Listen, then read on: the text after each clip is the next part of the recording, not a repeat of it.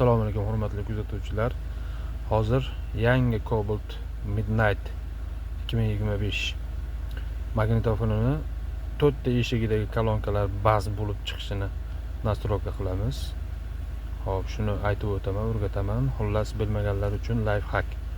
Birinchi, shu o'ng tarafdagi tugmani o'rtasini bosamiz va bu yer buraganimizdan keyin nastroyka set, mana nastroyka chiqadi.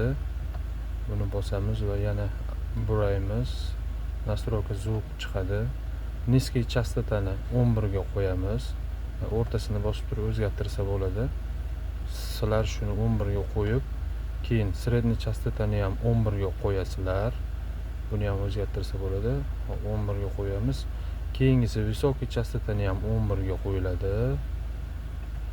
Hop, keyin yana mixerni shuni 0 holatida qoldirasizlar. Kimdadir salondan chiqqanda -2 holatda turishi mumkin. Shuni 0 qilib qo'yasizlar va orqaga qaytamiz.